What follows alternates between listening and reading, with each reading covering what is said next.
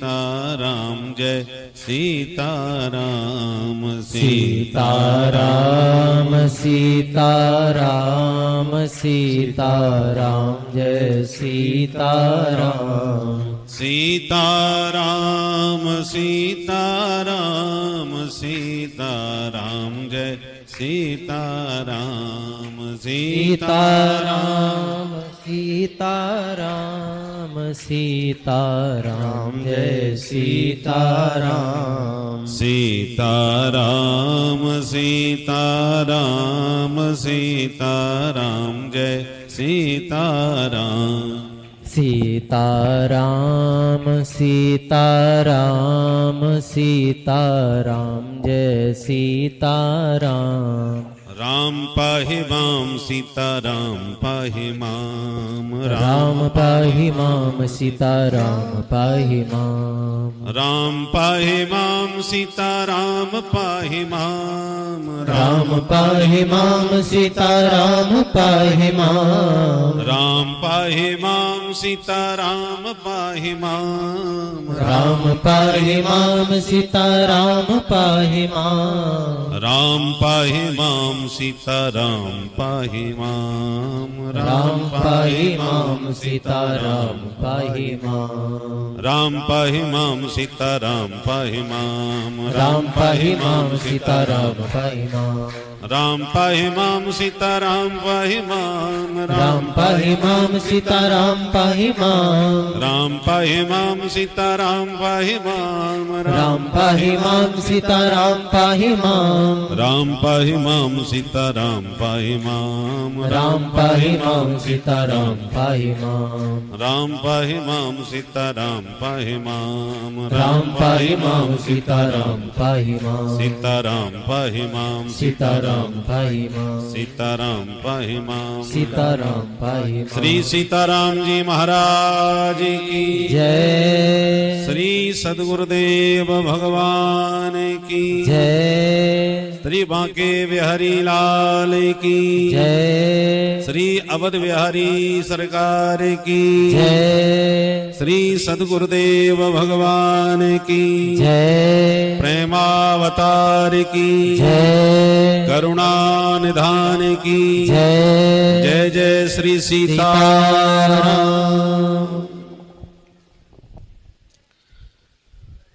श्री सद्गुरुदेव भगवान की महती कृपा से इस बार भी हम लोगों ने बड़े आनंद के साथ श्री गुरु पूर्णिमा महोत्सव मनाया। श्री धाम वृंदावन में गुरु पूर्णिमा पर विशेष रूप से जो विशाल भक्तों का समुदाय उमड़ता है तो बड़े साहस और हिम्मत की बात है जो गुरु पूर्णिमा पर यहाँ आ पाते हैं। अन्यथा प्रायः विशाल भीड़ की बात सुनकर के लोग अपनी हिम्मत खो बैठते हैं, साहस नहीं जुटा पाते। तो आप लोग जितने आए हैं निस्संदेह परम साहसी हैं, धारे हैं। ये गुरु पूर्णिमा है, इसी को व्यास पूजा भी कहते हैं और वृंदावन धाम में ये मुड़िया मेला के नाम से जाना जाता है। मुड़िया का मेला।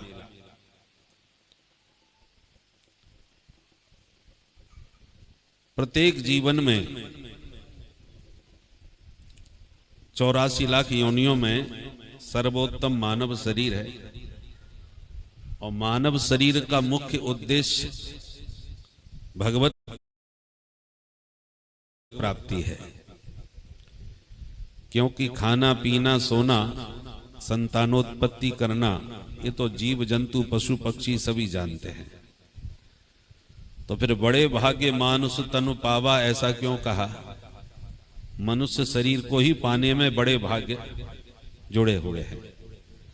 क्योंकि पशु पक्षी और सब कामों में दक्ष हो सकते हैं पर भगवत प्राप्ति करने में पशु पक्षी समर्थ नहीं है। भगवान की प्राप्ति तो केवल मनुष्य शरीर से ही संभव है। तो मानव जीवन की दिव्यता और दुर्लभता दोनों ही शास्त्रों ने खूब मुक्त कंठ कही है। दिव्यता भी है और दुर्लभता भी है और उपयोगिता भी है। कोई कीमती वस्तु मिल जाए और आप उसका लाभ न उठाएं, सदुपयोग न कर पाएं, तो मिलना न मिलना बराबर रहा। जैसे एक संत की किसी ने सेवा करी, गरीब किसान था, महात्मा खुश हो गए और उस गरीब किसान को प्रसन्न होकर के पारस मणि प्रदान कर दी। मणि दे करके महात्मा बोले हम 1 साल के बाद वापस ले लेंगे, 1 वर्ष के लिए हमने तुम्हें दी। और यूं कह के महात्मा चले गए। अब मणि तो मिल गई गरीब किसान को, पर उसे ये पता नहीं कि इसका करना क्या है, इसका महत्व तो क्या है, पता ही नहीं था। साल भर के बाद जब गुरुजी वापस लौट के आए महात्मा, तो देखें गरीब किसान लकड़ी काट रहा है। महात्मा जी ने कहा भाई ये क्या कर रहे हो तुम? बोले महाराज वही पुराना धंधा, लकड़ी काट के बेचना और पेट भरना। महात्मा बोले पर मैं तो तुझे पारसमणि दे के गया था भाई। बोले हाँ महाराज आपने दी तो थी, परंतु कुछ बताया नहीं कि उसका करना क्या है। सो मैंने तो ठाकुर जी के मंदिर में शालिग्राम के बगल में वो मणि भी रख दी, और जैसे अपने शालिग्राम का पूजन करता हूं वैसे उसका भी कर लेता हूं। महात्मा ने सिर पकड़ा, राम राम राम, इतनी दिव्य दुर्लभ मणि तुझे मिली और तू केवल पूजा में ही लगा रहा, तो और क्या करना चाहिए? बोले चल मैं बताता। पारस मणि को महात्मा ने उठा करके एक लोहे से रगड़ डाली, लोहा एकदम चमचमाता सोना बन गया। बोले देखा? वो गरीब किसान ने खोपड़ी पटकी, हे भगवान 1 साल तक इतनी बढ़िया कीमती चीज हमारे पास रही, इतने में तो मैंने न जाने कितना सोना बना लिया होता, दुनिया का सबसे बड़ा अमीर हो गया होता, पर मैं तो केवल अगरबत्ती घुमाता रहा। तो कितनी कीमती वस्तु मिली, परंतु उसका उपयोग करना उसे नहीं आया, तो 1 साल तक रहते हुए भी दरिद्रता का ही कष्ट भोगता रहा। चाहता तो उसके द्वारा वो बहुत संपन्न हो सकता था। उसी प्रकार ये देव दुर्लभ नर शरीर मिला तो है, पर हमको इसका महत्व पता नहीं है, इसलिए पाना और न पाना बराबर हो जाता है। पा करके भी हम इसको ऐसे ही गंवा करके खो देते हैं। इसलिए सद्गुरु की आवश्यकता होती है, जो मनुष्य शरीर का महत्व बतावे, उसका सदुपयोग कैसे किया जावे। यदि उपयोग करना नहीं आया तो कहीं उस गरीब किसान की तरह वो मणि हमारे हाथ से ऐसी ना निकल जावे। बीमार होते हैं तो डॉक्टर के पास जाते हैं और विश्वास पूर्वक वो जो दवा देता है उसे खा लेते हैं। हम बिल्कुल माथापच्ची नहीं करते कि इसमें कौन कौन सी दवा मिली है, इसको खाने से फायदा क्यों होता है, कोई तर्क वितर्क नहीं। उसने गोली दी, सुबह शाम खा लो, बस खा ली बिना प्रश्न किए। ऐसी सदगुरु वैद्य वचन विश्वासा, सदगुरु को वैद्य कहा गया है। वैद्य की दी हुई औषधि पर तर्क वितर्क नहीं करते, जो कहता है वो खा लेते हैं और ठीक हो जाते हैं।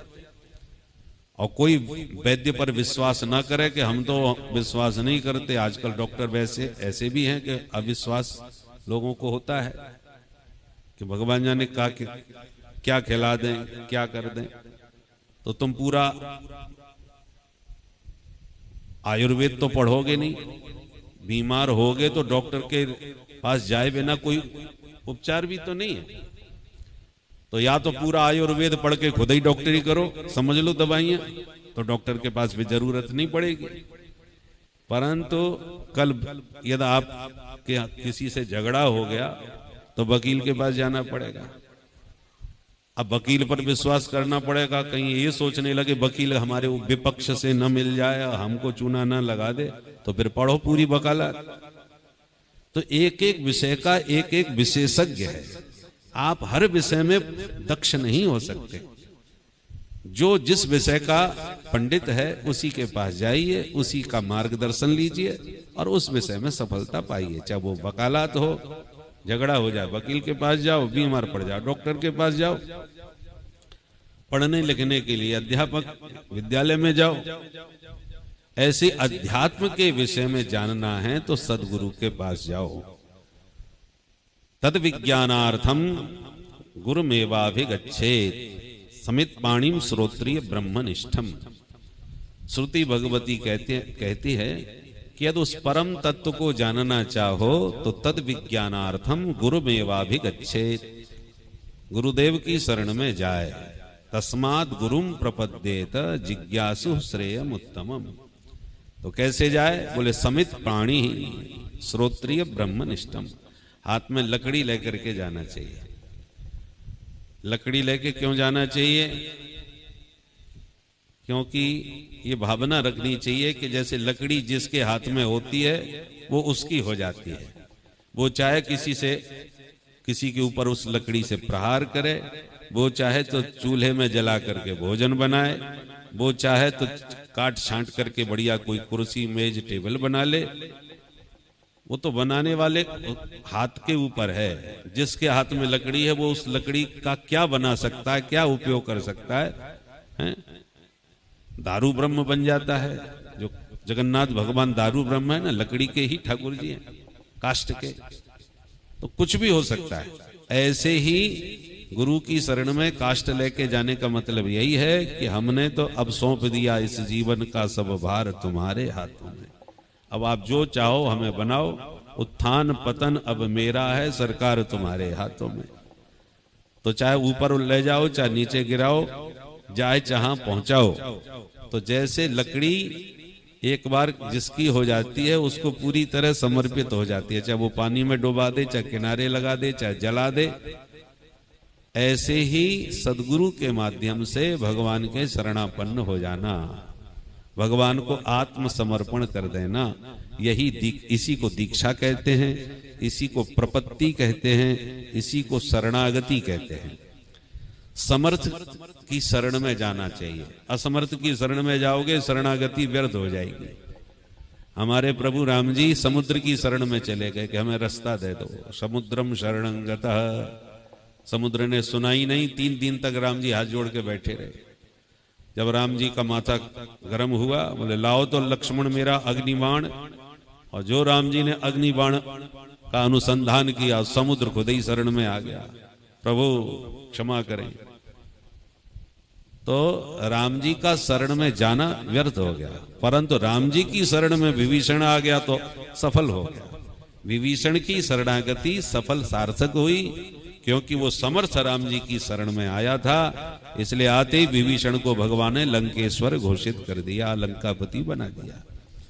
तो समर्थ की शरण में जाओगे तो कल्याण हो जाएगा। और शरणागति एक बार होती है, बार बार नहीं होती। एक बार जिसकी शरण में चले गए तो चले गए, पर जाने से पहले खूब विचार कर लो कि कहां हमको जाना चाहिए। परंतु जब शरण में अपने आप को डाल दिया तो फिर कोई विकल्प नहीं रखना चाहिए कि इनसे अच्छे वो थे कि उनसे अच्छे वो थे। आजकल लोग ऐसे खूब बदलते रहते हैं। गंगा किनारे गंगादास, जमुना किनारे जमुनादास। बोले महाराज जी के यहाँ रहने खाने की बढ़िया व्यवस्था नहीं है, फलाने महाराज जी के यहाँ बहुत जोरदार मिलती है, चलो उनसे भी दीक्षा ले लेते हैं। तो इस प्रकार से गड़बड़ नहीं करना चाहिए। जैसे पतिव्रता नारी का विवाह एक बार होता है और जिसने उसका पाणी ग्रहण कर लिया वो हमेशा उसकी हो जाती है। बार बार यदि वह पति बदलती है तो उसको व्यभिचार कहा जाता है। ऐसी भक्ति में भी जो बार बार अपने इष्ट को, गुरु को बदलते रहते हैं वो व्यभिचारिणी भक्ति कहलाती है।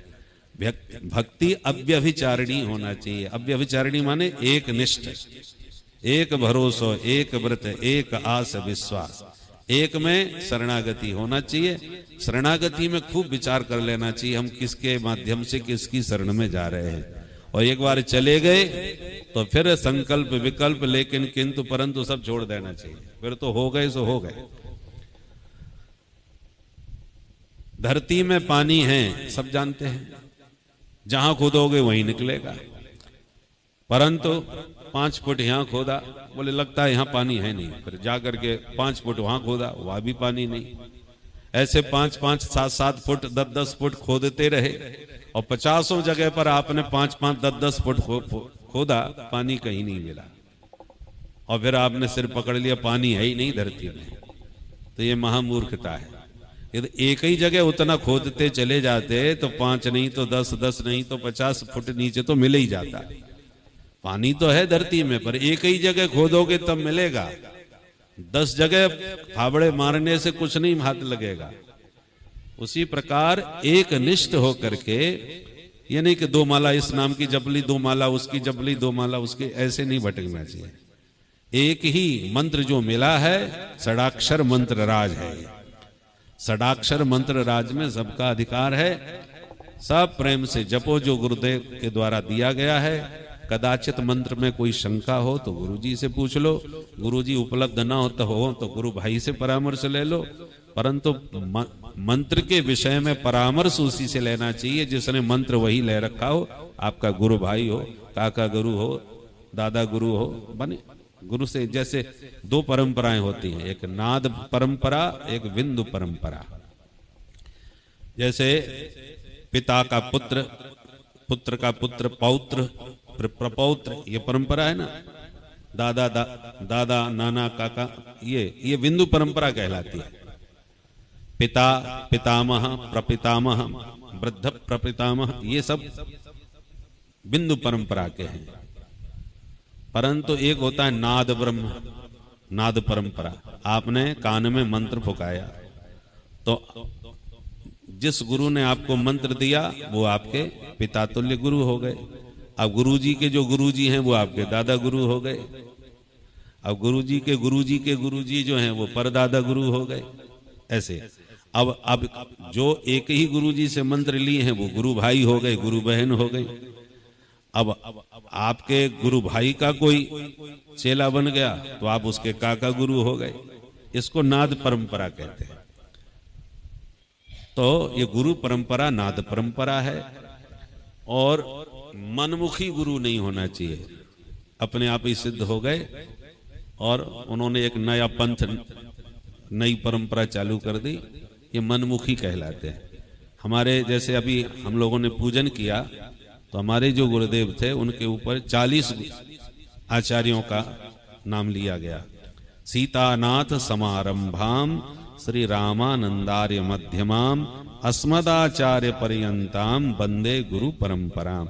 ये हमारा जो संप्रदाय है इसको रामानंदी संप्रदाय कहा जाता है। आप सब रामानंदी वैष्णव हैं। अब रामानंदाचार्य जी महाराज मध्य में हुए। रामानंदः स्वयं रामः प्रादुर्भूतो महीतले। इस धरती पर राम जी स्वयं रामानंदाचार्य के रूप में प्रकट होकर के अपनी उपासना पद्धति को प्रकट करने के लिए पधारे। तो हमारी परंपरा श्री जी से प्रारंभ हुई, सिया जी से, किशोरी जी से, इसलिए इसको श्री संप्रदाय भी कहा जाता है। सीतानाथ समारंभाम, सीताराम जी महाराज से शुभारंभ हुआ तो उन्होंने हनुमान जी को, और ये परंपरा भी आपने सुनी, सब हनुमान जी हैं, फिर जितने आचार्य हुए हैं उन सब आचार्यों का नाम, और हमारे दादा गुरु हैं, फिर हमारे सदगुरुदेव भगवान। तो ये परंपरा हमारी है। तो कितनी पुरानी परंपरा है। तो ऐसी परंपरा से प्राप्त जो आपको मंत्र मिलेगा, इन आचार्यों ने इस मंत्र को खूब जपा है, भजन करके इसको सिद्ध किया है।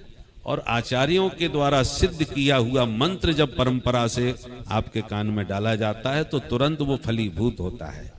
आपने किसी पुस्तक में, किताब में पढ़ करके कोई मंत्र जपना चालू कर दिया, उसमें कोई शक्ति नहीं होगी, क्योंकि उसको किसी ने सिद्ध किया नहीं है। तो इतने आचार्यों के द्वारा सिद्ध किया हुआ मंत्र जब परंपरा से आपके कान में जाएगा तो तुरंत अपना चमत्कार दिखाएगा। इसलिए मंत्र जाप मम दृढ़ विश्वासा पंचम भगति सुवेद प्रकाशा। वेदों में इसका प्रकाश है कि मंत्र जाप में दृढ़ विश्वास हो, सदगुरु के प्रति निष्ठा हो, अपनी परंपरा के प्रति पूरी श्रद्धा और निष्ठा बनी रहनी चाहिए। तो निश्चित रूप से दिया हुआ मंत्र आपको फलीभूत होगा। दूसरी बात, बहुत से लोग मंत्र तो ले लेते हैं, फिर न तिलक लगाते हैं, न कंठी धारण करते हैं, वो अपराध होता है। देखिए, किसी कन्या का विवाह हो गया और विवाह के बाद वो सदभा हो जाती है। सदभा माने धब, धब कहते हैं स्वामी को, स्वामी कहो, पति कहो। तो धवेन सहित सधवा, जिसका धव माने स्वामी साथ में हो, उसको सधवा कहते हैं। और विगता विगत धवा, जिसका स्वामी विगत हो गया, समाप्त हो गया, उसको कहते हैं विधवा। तो सधवा और विधवा का स्वरूप कैसे समझ में आएगा? बोले जिसके न सिंदूर है, न मंगलसूत्र है, न चूड़ियां हैं, न बिछिया है, तो समझ में आ जाता है ये विधवा है। और जिसके सौभाग्य चिन्ह दिखाई पड़ते हैं तो पता चल जाता है ये सधवा है। उसी प्रकार भगवान है जगतपति। अब राम जी का आपने मंत्र ले लिया, भगवान जगन्नाथ जगतपति हैं, तो उनको आपने परमपति अपना मान लिया, उनकी शरण में आप चले गए, तो कैसे पता चलेगा? उनके चिन्हों को धारण करो, ऊर्ध्व पुंड धारण करो। ऊर्ध्व पुंड कहते हैं उंगली को, उंगली को ऊपर की तरफ से जो तिलक लगाया जाता है उसको ऊर्ध्व पुंड कहते हैं। और जो शिव भक्त होते हैं वो त्रिपुंड लगाते हैं, वो वक्र होता है, ये ऊर्ध्व होता है। तो टेढ़ी तरफ जाए वो त्रिपुंड, और जो ऊपर की तरफ जावे वो ऊर्ध्व पुंड। तो हम जो तिलक लगाते हैं उसको ऊर्ध्व पुंड कहते हैं। तो यदि आपके माथे पर तिलक नहीं है, कंठ में तुलसी की माला नहीं है, तो आप विवाहित स्त्री जैसे बिना सौभाग्य के रहे तो वो अपशकुन दोषपूर्ण माना जाता है। ऐसी जो वैष्णव दीक्षा ग्रहण करके न तिलक और कंठी धारण करे तो वह स्वामी होते हुए भी विधवा के समान है।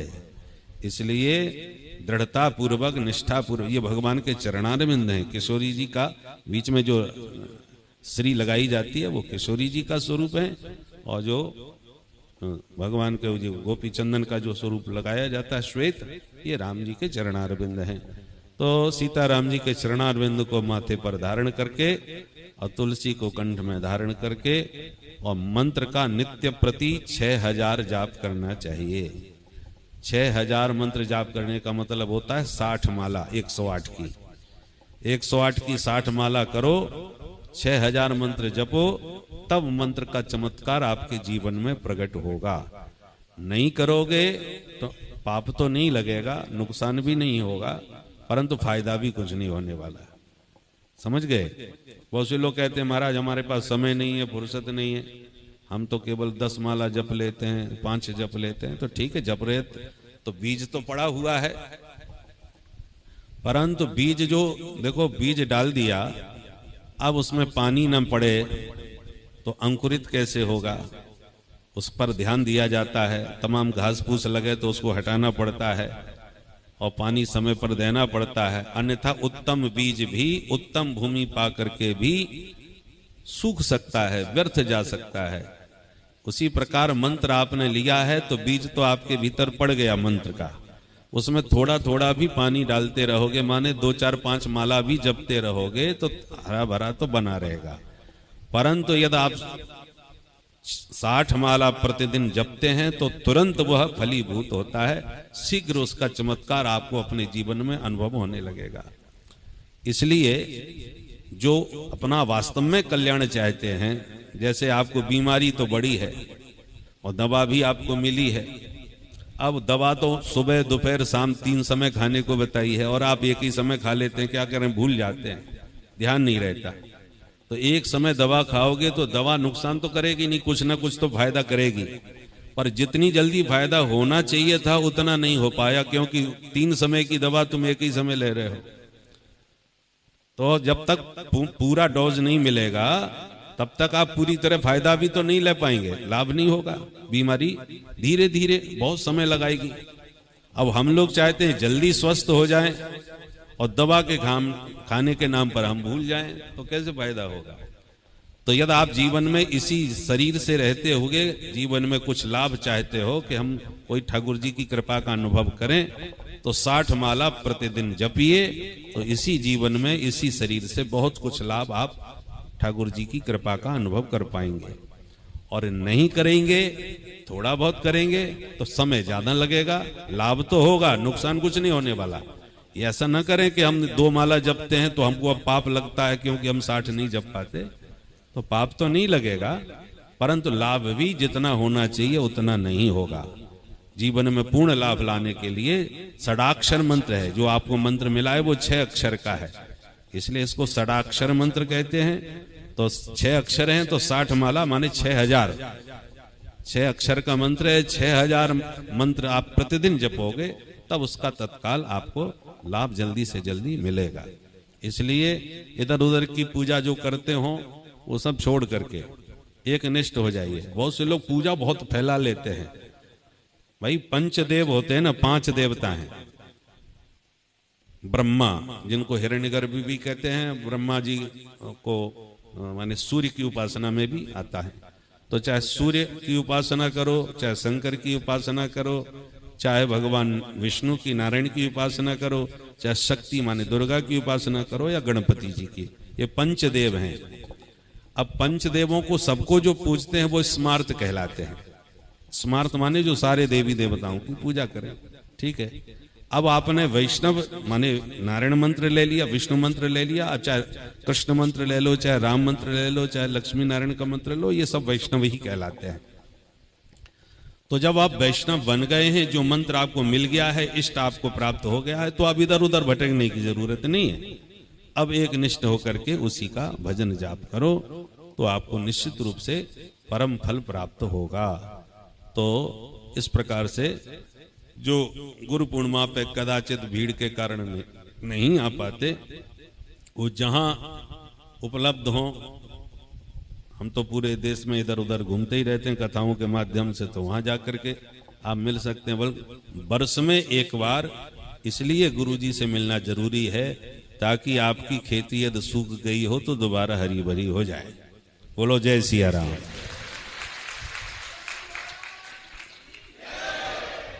हमारे ऋषि मुनियों ने इसलिए ये परंपरा रखी। वैसे तो आजकल नई नई परंपराएं भी निकल गई हैं, मातृ दिवस, पितृ दिवस ऐसा मनाता है ना। वैसे हमारे यहाँ तो माता पिता की नित्य ही पूजा होती है, इसलिए वो नित्य पितृ दिवस और मातृ दिवस की जरूरत हम लोगों को नहीं है। ये तो विदेशियों के लिए है कि जो युवक होते ही माता पिता से दूर रहने लगते हैं या माता पिता को वृद्धाश्रम में डाल देते हैं। तो फिर क्या है, बोले कम से कम साल में एक बार तो मैया बाप से मिले आवे, इसलिए उनके लिए मातृ दिवस पितृ दिवस बनाया गया है।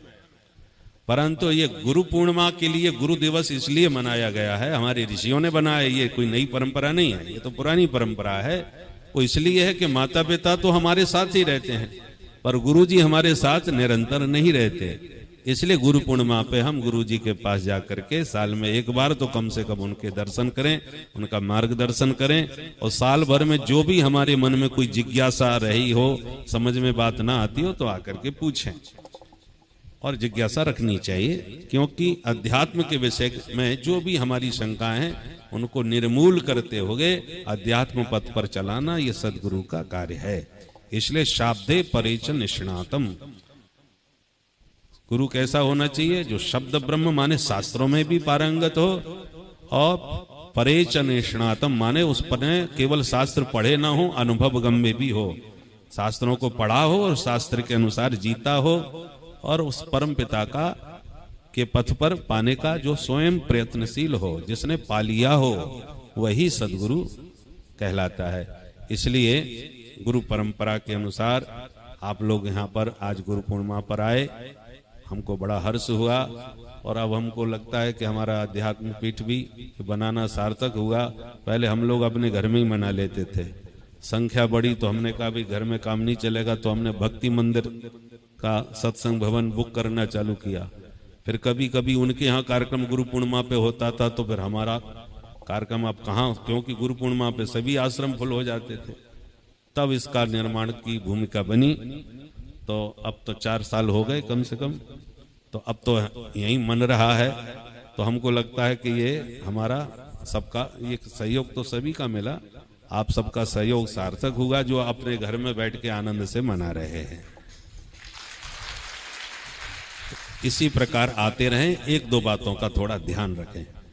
हम आचार्य जी से भी कहेंगे कि प्रतिवर्ष जब गुरु पूर्णिमा होगी तो तुलसी की कंठी और चंदन यहाँ उपलब्ध हुआ करेगा, ताकि जो लोग नहीं ला पाते उनको यहाँ उपलब्ध हो जाए, और जिनके घर में नहीं है वो ले करके यहाँ से जाए। क्योंकि तिलक कंठी सबके पास होनी चाहिए, देखने से पता चले कि हाँ आप वैष्णव हैं। दूसरी बात, कोई भी पैंट पहन करके पूजा करने ना आवे। पैंट पजामा ये अशुद्ध होता है, अपवित्र है, क्योंकि पैंट पहनने वाले प्राय खड़े होकर लघु शंका करते हैं, बैठ ही नहीं पाते। तो खड़े होकर लघु शंका करेंगे तो छींटे भी कपड़े पर पड़ेंगे। ऐसी स्थिति में वो वस्त्र अशुद्ध हो जाता है।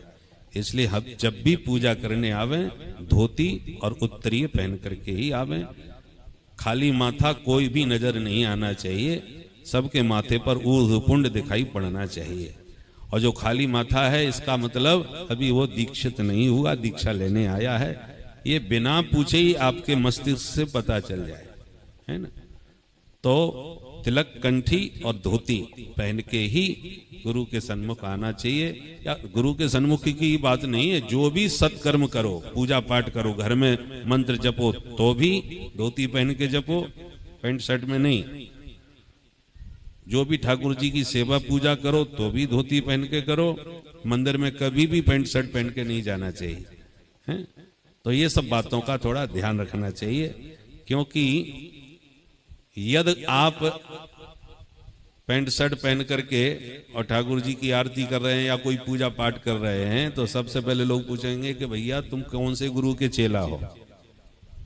तो आपने अब गुरु जी का नाम नहीं लिया तो नाम तो गुरु जी का बदनाम हुआ, गुरु जी की नाक कटती है। तुम्हारे गुरु जी ने इतना भी नहीं सिखाया भाई।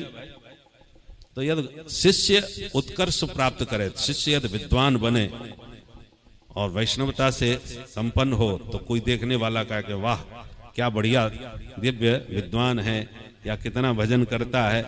तो पूछा जाता है कौन से गुरु के चेला हो, तो जब गुरु का नाम सुनता है तो गुरु का गौरव बढ़ जाता है? नारद जी के मंत्र से जब ध्रुव जी का उद्धार हो गया और ध्रुव जी ध्रुव तारा बन के जब चमकने लगे तो पूरे ब्रह्मांड में चर्चा का विषय बन गया कि 5 वर्ष की उम्र में 5 महीने के तपस्या से भगवान को प्राप्त कर लिया। भाई गजब कर दिया ध्रुव जी ने, इतनी छोटी उम्र में ये चमत्कार। सोई नारद जी पहुंच जाते, किसकी बात चल रही है? बोले महाराज ध्रुव जी की, कमाल कर दिया। बोले कमाल तो कर दिया पर चेला किसका था? बोले ये तो हमें को नहीं मालूम। बोले हमसे मिलो, हमने ही मंत्र दिया था। तो जहां चर्चा नहीं चले नारद जी वहां चर्चा छेड़ देते थे। मालूम है ध्रुव तारा? बोले हाँ महाराज गजब कर दिया ध्रुव। अरे हाँ आपने ही मंत्र दिया था। तो शिष्य की महिमा से गुरु की छाती चौड़ जाती है, और शिष्य यदि गड़बड़ हो जाए तो गुरु जी की भी नाक कट जाती है। दोनों ही बात है। जैसे शिष्य वैसे ही पुत्र। जैसे पुत्र बाप का नाम रोशन भी करता है और बाप का नाम बदनाम भी करता है, ऐसे ही शिष्य भी गुरु का नाम विख्यात भी कर सकता है और गुरु का नाम बदनाम भी कर सकता है। इसलिए इन बातों का विशेष ध्यान आप सबको रखना चाहिए कि हमको किसी के सामने लज्जित न होना पड़े।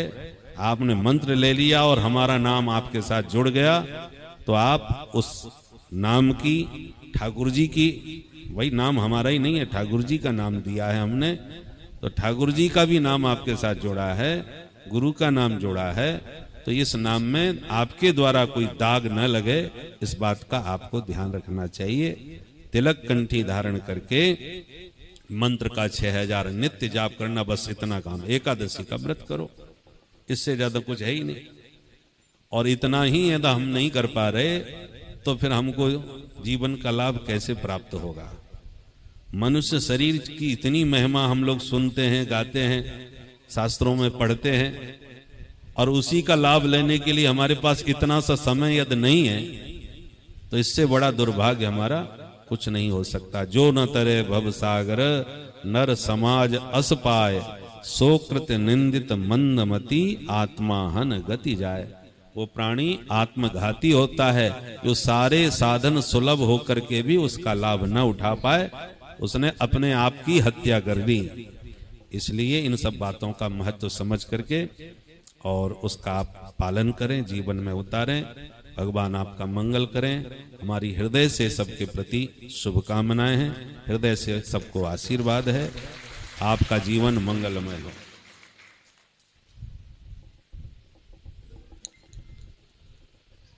अभी कल तो हम देहरादून निकलेंगे, जो प्रतिवर्ष हमारा कार्यक्रम निश्चित रहता है। गुरु पूर्णिमा के एक दिन बाद प्रतिवर्ष देहरादून में कथा होती है। तो 5 तारीख से 11 तारीख तक, परसों से देहरादून में कथा होगी, और 11 तारीख के बाद 12 तारीख से 12 से 18 जुलाई हमारी जन्मभूमि ग्वालियर के पास जो भितरवार है, भितरवार से लगा हुआ धूमेश्वर धाम है, भगवान शिव का बहुत विशाल शिवालय है। वहाँ धूमेश्वर नाम के से स्थान प्रसिद्ध है। 3 नदियों का संगम है, इसलिए और भी दिव्य तीर्थ बन जाता है।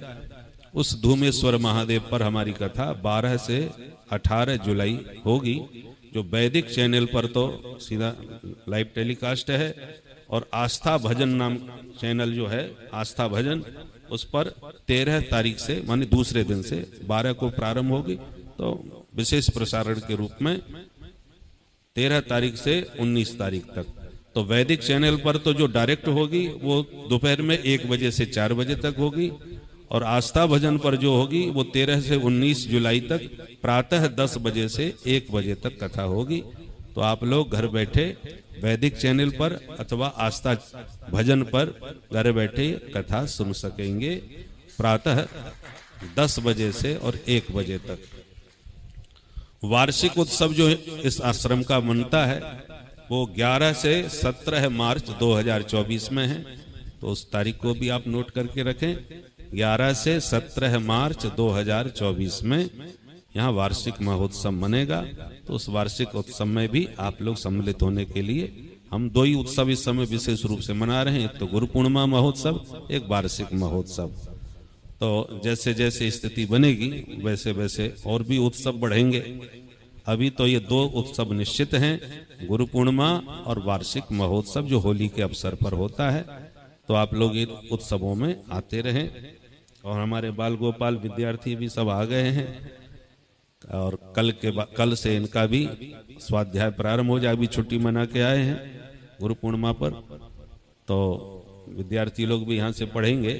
तो और हम धीरे धीरे ऐसा प्रयास कर रहे हैं कि आप भी अपने बच्चे भले ही डॉक्टर बनाएं चाहे इंजीनियर बनाएं, परंतु जब गर्मियों की छुट्टियां होती हैं उसमें 10 दिन के लिए अपने बच्चों को यहाँ एक शिविर मनाया करेंगे। उसकी सूचना उत्सवों के अवसर पर आपको दे दी जाएगी कि कब से मना रहे हैं। तो 10 दिन में अपने बच्चों को कम से कम भारतीय अपनी सनातन पद्धति को समझने के लिए कि संध्या वंदन करना चाहिए, कैसे करना चाहिए, तिलक धारण करते हैं, शिखा सूत्र धारण करते हैं, इसका क्या महत्व है, संस्कृत का थोड़ा बहुत इतना अभ्यास हो कि हम कम से कम अपने राम रक्षा स्तोत्र आदि का पाठ कर सकें।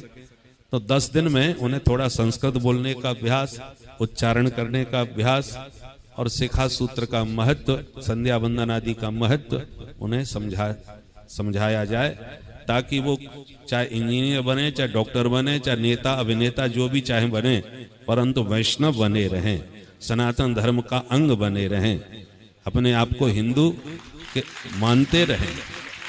किसी भी विभाग में जाएं पर अपने सनातन संस्कृति को न भूल पाएं। इसके लिए 10 दिन का समय अपने बच्चों को जरूर निकाल करके भेजा करें, और वो कब शिविर लगेगा वो हम आपको उत्सवों में सूचित कर दिया करेंगे।